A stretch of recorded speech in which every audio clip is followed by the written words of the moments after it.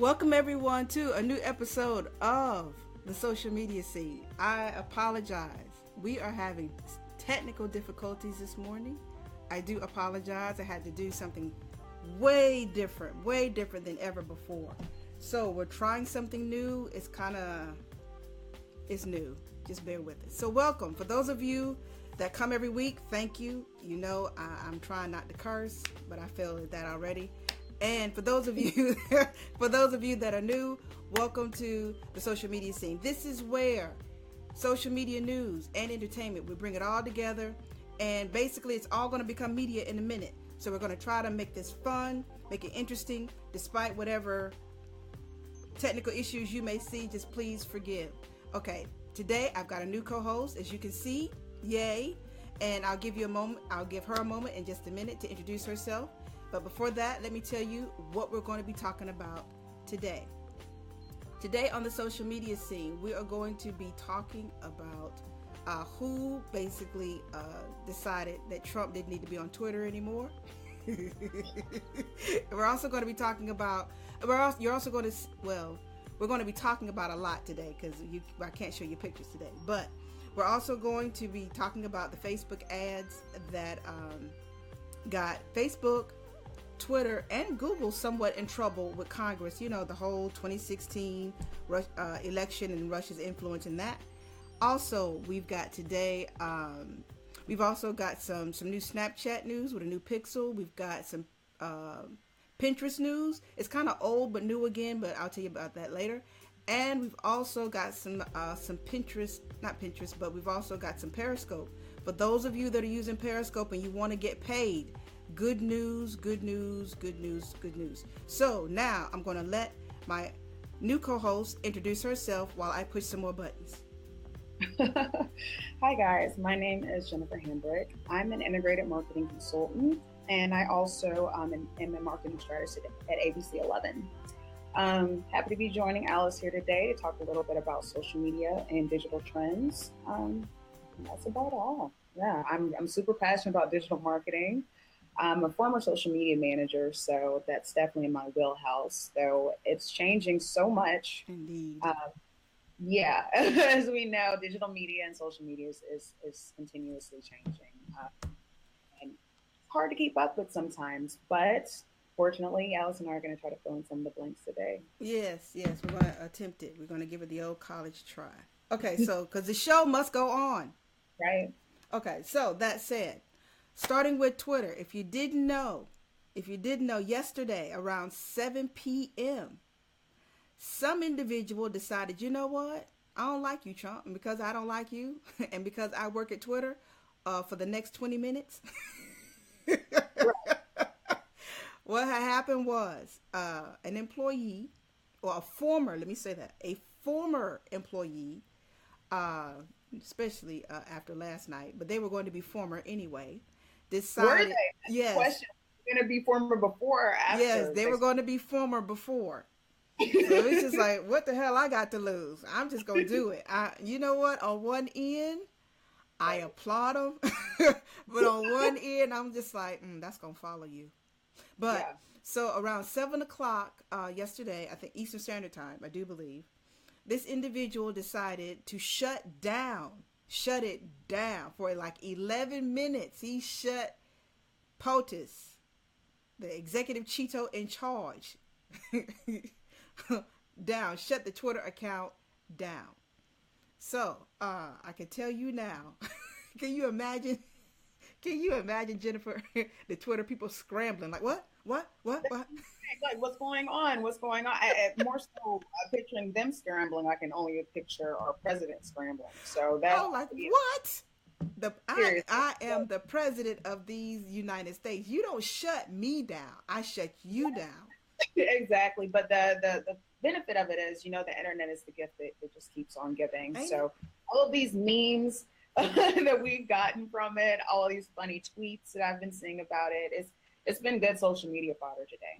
Yeah. So I will say the Twitter government account says basically, they said earlier today, the Trump account was inadvertently,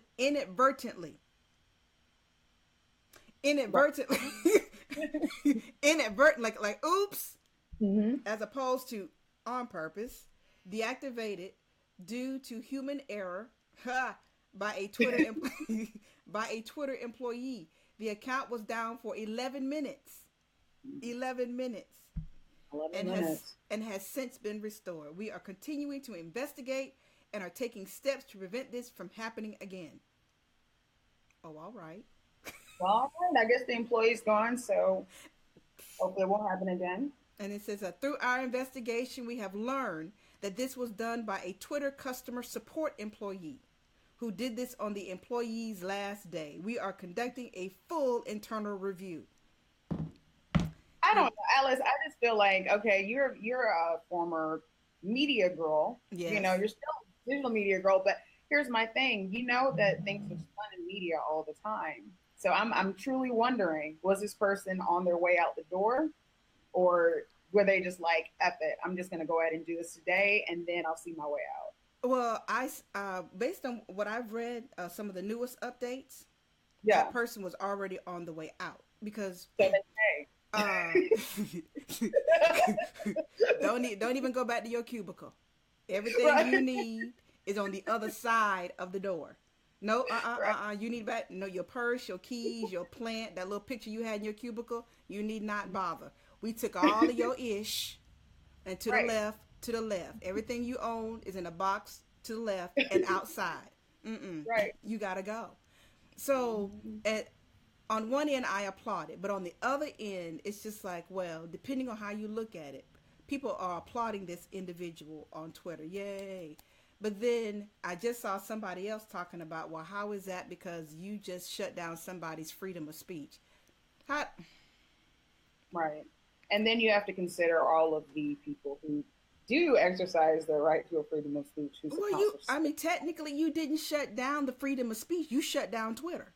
Not the same thing. This is true. Not the same. You are not going to stop the executive Cheeto in charge from talking. You can still got Facebook. You still got Live. You still got plenty of options. So I don't necessarily feel that it was, ooh, you stopped his, it's tit for tat, or you stopped his freedom of speech, whatever with that. You're not going to sell me nothing on that. But at the end of the day, for this particular individual, depending on how you look at it, some will applaud him or her, because I don't even know. And then I really don't. But in the other end of when the word gets out who it was, and you know it will get out, that will follow that individual your career throughout. Some people will bring you right on in and open the doors wide for you. And then some people will say, okay, you are not to be trusted. Right.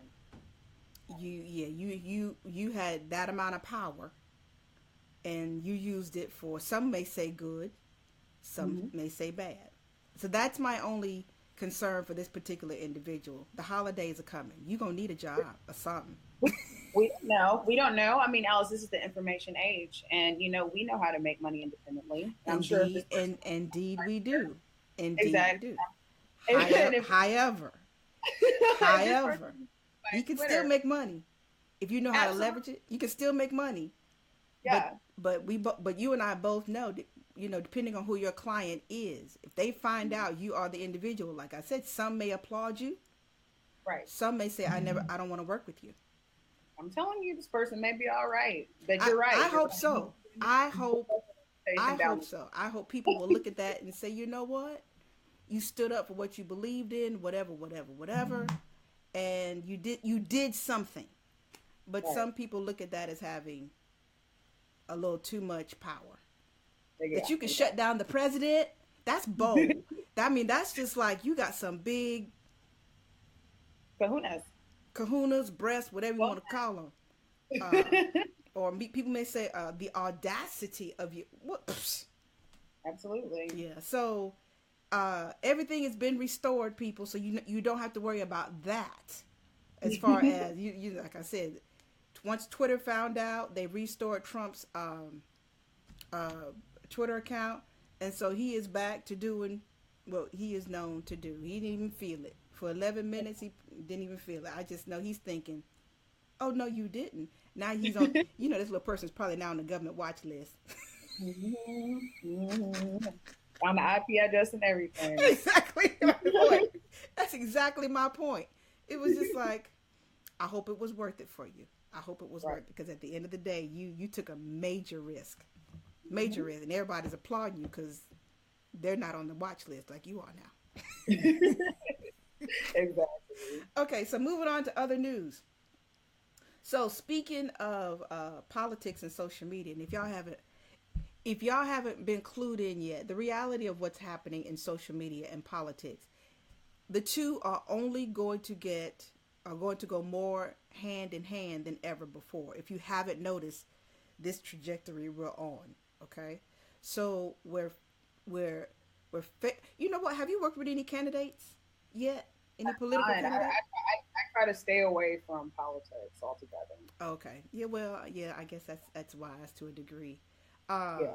but where we are right now, Facebook, if you hadn't heard, Facebook, Twitter, as well as the as Google too. Everybody got called before Congress to discuss how ads created by Russians, or Russian Mm-hmm. organizations, put it that would be a better way to say it. Russian organizations bought ads and seemingly bought enough ads to sway people's decision about the 2016 election. I personally don't think, I mean, yeah, they may have had some influence, but I dare say, even without those ads, I think it still would have gone the way that it went, in all honesty. Um, Social media may have helped, but I'm not saying social media was the big push as to why the election resulted the way it did. I don't think Right. that. I think overall as a country we're smarter. Well, you know what? Never mind. Never Well, mind. I mean, any attempt to, weaken a society, you divide it. And by creating that division, I don't think, granted, that wasn't the sole reason Yeah. that the election was rigged, but I do think that, for instance, even the Russian involvement with Black Lives Matter True. advertisement, Mm-hmm. it all plays into the ploy to divide us. And because our country is, in my opinion, divided right now quite a bit more so than it's been in recent years. Yeah. I think they've done what they wanted to do, Yeah. and it's ironic to me that we're always talking about Russians, and this has not been a conversation prior to our current president Not at elect. So all. that No. was for other days. Not at all. Okay, because I can't wear my Russian paraphernalia in the street anymore. Right, right. I mean, what's I up with know somebody. I that? know she got Russian paraphernalia. Let me preface that. When I was in college, I had an opportunity to explore some parts of Europe, and No. Russia was one of those places we went. And so, yeah, I got some stuff, but it will never leave this house. I'm gonna tell you that now. It ain't about. I ain't Gonna be about to wear none of that. Mm-mm. No. Mm-mm. No, no. But at the end of the day, what's going to happen is starting. Well, it's supposed to start this month in November. They said because when I first spoke on this, they said next month, and that was the end of October. So we're now officially in November.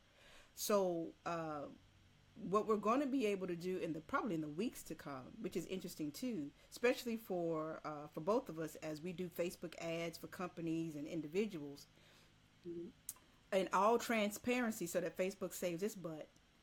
They're going to allow us to see basically the kinds of ads that companies have bought over a period of time.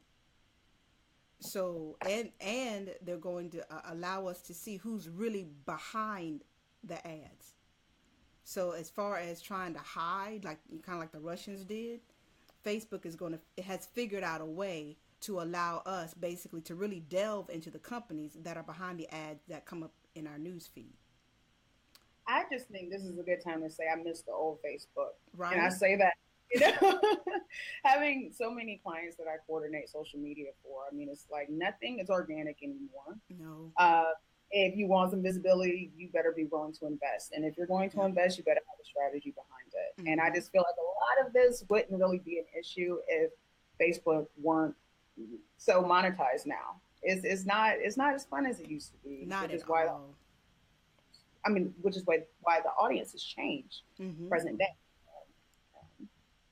So on the flip side, though, well, for those of you that were going to use Facebook ads for not so good reasons, you're gonna have to come up with something else now, because at this level of the game, Facebook is not going to allow itself to be used in such a way wherein it impacts negatively the users, and it negatively impacts their money.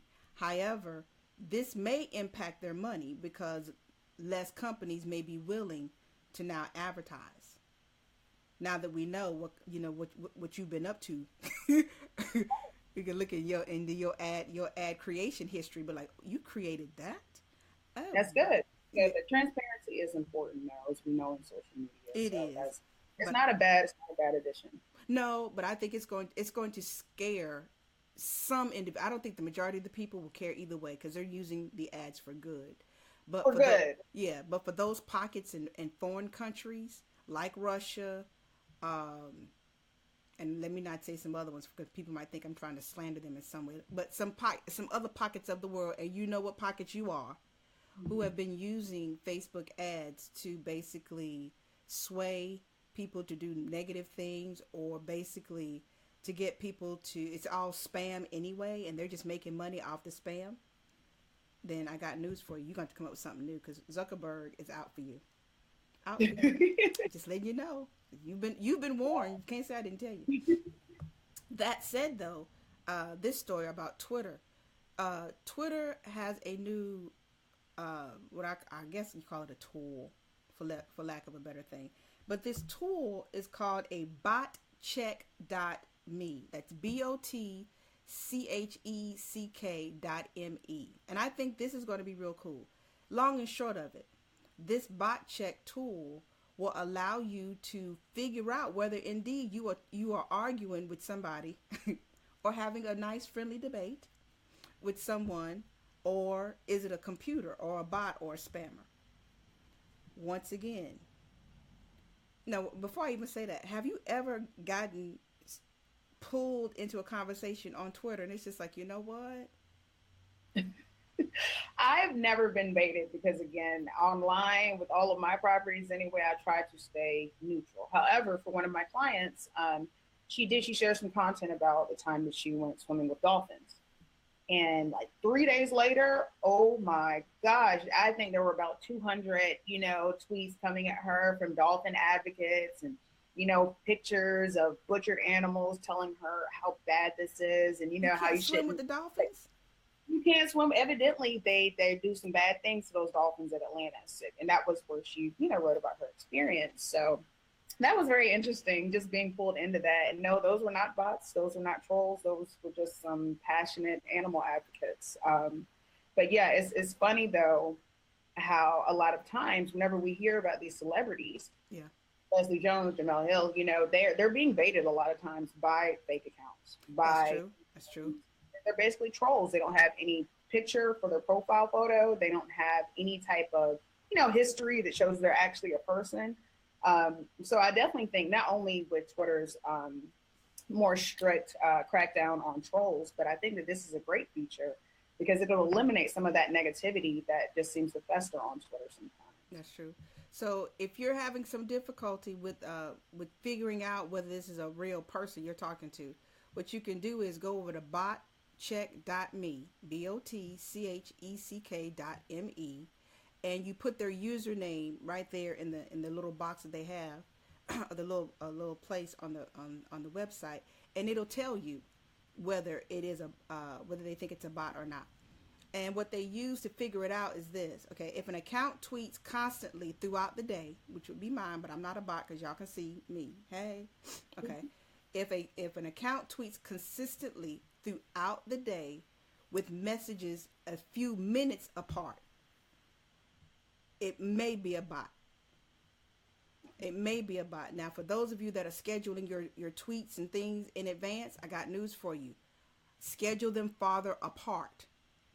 Please do not get on Twitter and schedule things and schedule something for 10 o'clock, then 10:15, then 10:30. And it's the same thing over and over and over again. Don't do that because then you look real spammy. Okay.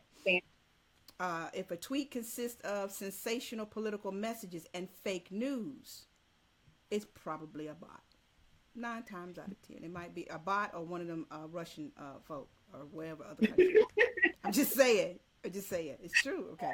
So another major indicator: if the account attained a large amount of followers in a relatively short amount of time. Now that right there to me is, it just screams, and I tell clients this all the time. Look, I know you want to get a bazillion followers overnight.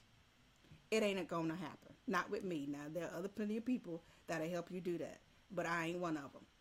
Okay. So we gonna take the long process, and I don't mean like 5 years. I'm talking about over a couple of months to grow it, or to grow it. But for those of you that are doing it overnight, you went from, I just got 25 followers, and now you went from 25, and it's only Friday, and by Tuesday you got 30,000 followers. Right. Use a bot.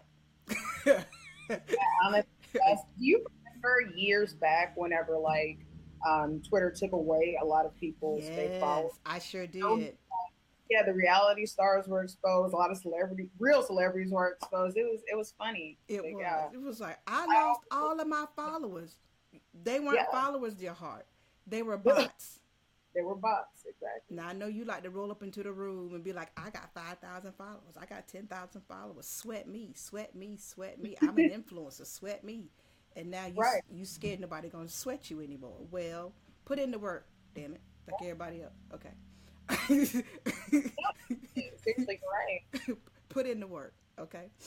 All right. So now, for those of you who have friends on Facebook and you're talking back and forth to your friends on Facebook Messenger, Jennifer, have you ever sent money via Facebook Messenger, or do you trust Facebook like that? Okay, here's the thing. I don't like Facebook Messenger a lot of the time. See, I'm so I have a love-hate relationship with social media, But I really I will say, as far as Messenger for communication, I often ignore a lot of messages because I don't feel like a lot of people kind of talk about anything real. But beyond that, I do appreciate the fact that for the pages that I manage, whenever I do an ad campaign, now, instead of me having to go mine the data, they send the data to you in Messenger. And I love that, Yep. But no, I don't know if I would trust Facebook enough beyond having my PayPal linked to my ads manager and my client's ads manager accounts to send money. Okay. Why do that? You have Venmo, which is owned by PayPal anyway, and then you also have PayPal, and then you have the cash. I mean, there's too many other, but I guess I understand it because it's almost native. A lot of people live on Facebook. The people that use it frequently all the time. So why not have one more place to send money? That's true. And once again, now that Facebook Messenger has partnered with PayPal so that you can send friends and clients and whatever else money and vice versa, it's just one more way for two things. It's one way to keep you longer on Facebook. That's one, because that's always the key. Keep you longer on Facebook.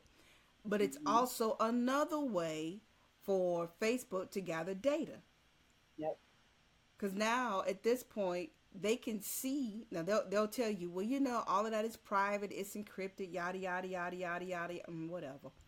At the end of the day, when you are sending money through Facebook Messenger, you have to understand that you are still sending information between two people. Mm-hmm. So I'm not saying not to use it. So Facebook, don't come at me with no with no cease and desist mess, talking negatively.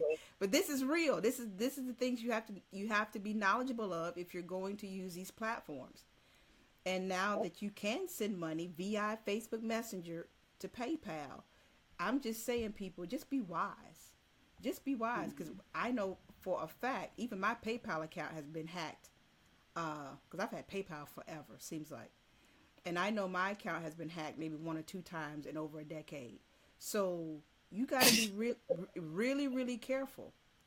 Right. I mean, I'm saying, though, and it's how do you think that whenever we're setting up these ad campaigns, we're, doing really, really fine-tuned targeting or looking at different criteria, like how much you make. What are your consumer buying habits? What are your spending habits? It's this just gives another point of information. And people sell your data. Sure That people enough. want, Oh, So it's indeed.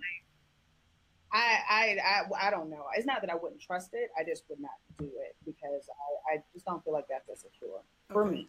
Well, here's one extra thing that might scare some of you. I'm almost hesitant to say it, but I feel it's my responsibility to share this with you. Okay. Oh goodness. Yeah. So here's the thing. A guy who basically works for Google. He's a Google engineer. His name is Felix Kraus. Basically figured out a privacy loophole for those of us who use iPhones. Now, Android, you may be able to breathe a little easy, but I would not be waiting to exhale quite yet. I would just yet, because here's the thing: what he figured out was a setting in the privacy setting in Apple's iOS enables iPhone apps with camera permissions to basically secretly take photos and videos of you without your knowledge. When you grant the camera permission, basically to your photos, you will enable the app access to both the front and back cameras, and we know that to be true, of your device to photograph and record at any time that app is running in the foreground. I Yep. preface That's that what, yeah. as long as that app is running in the foreground, he's basically said, this guy who works for Google. Now you might be thinking, well, aren't they in competition with each other? You know, is this just a scare tactic? No, this is something that people have been rumoring for a little while anyway. So I'm just trying to get y'all to just be wise about using your camera apps. While your camera apps that are using your front and or back camera are open and running in the foreground, you kind of do put yourself up at the risk of people recording you, live streaming you, and taking photo and video of you, just regular photo in real time. So Hmm. what you need was, I know your next question is, so what the hell do I do? What do I do? What do I do? I can't have that. Okay, here's the thing. All right, there are you can go over to Amazon and buy a little thing that'll go over your camera. That's one thing you can do. Or just go old school like the rest of us. Find you some tape or something. Yeah. And stop letting apps run in the background. There's Denver. I mean, just turn your apps off. Not only is it important for your privacy, but also for your battery. So I don't think a lot of people, we're on Instagram and then we just click out of it without realizing Instagram's still running. Yes. Snapchat is still, yeah, Everything, you got 11 apps running at the same time.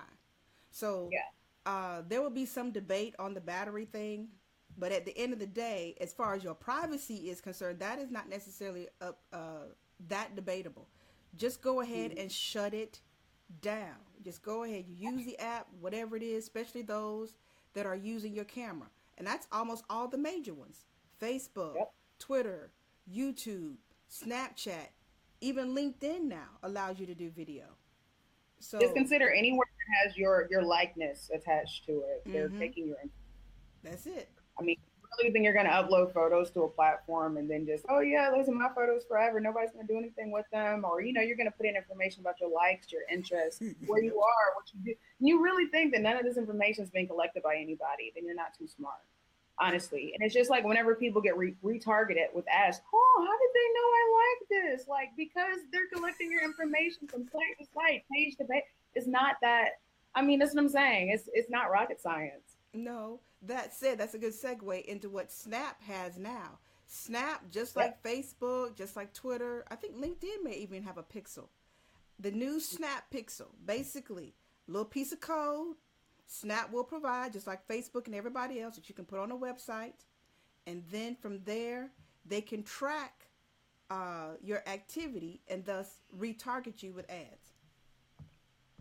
So, that's it. So, that's one thing to be very knowledgeable of. Pinterest is bringing hashtags back for you that are pinners. I know for a minute hashtags were gone, but now they are basically in use again on Pinterest. Don't Can even I worry just about say, it. Go ahead. I'm a fan of that because not only am I a fan of Pinterest, but I mean, I feel like the hashtag integration for Facebook, they might as well never have introduced that, in my opinion. I just don't feel like they work that well. Maybe when they were first introduced, but I know I have gotten some better traction with hashtags in the past on Pinterest, and then of course we all know about Twitter and Instagram. So Yeah. Yeah, that's good. I tell clients like stop on Facebook, but they see them everywhere else, so people just assume, well, I can use it here. When was the last time you clicked on a hashtag on Facebook? Right, Exactly. right, All right. exactly. So last but not least, periscopers. Periscopers move closer to the screen. Guess what? For those of you that are using the super hearts, you know the way the way that you can get paid more money now. Pinterest, not Pinterest, but Periscope.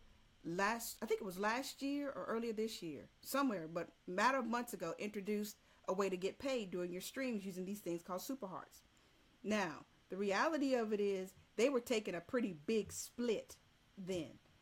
When they first introduced it, I think it was like was it a 30% cut of the money that you made. Um, That's okay. So it is what it is. They provide the platform, they provide the streaming. They want to get paid just like everybody else. yeah. And they were no different than Apple and Google and some other ones who were doing the same thing. Okay, but with the super hearts, if you don't know, they're virtual gifts that you can purchase that you send to your favorite broadcasters during their live streams. Not like once the live stream is over, you can't do it, but during the live stream, you can do it. And then the creator can take those super hearts and cash them out. All right. So at the same time It's a now, nice little, hmm, which is that? that's a nice little incentive.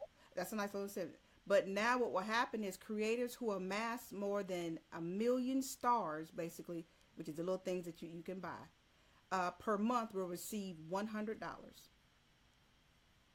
While those who earn more than 3 million stars will be eligible to receive an additional $250 bonus for a total of $350.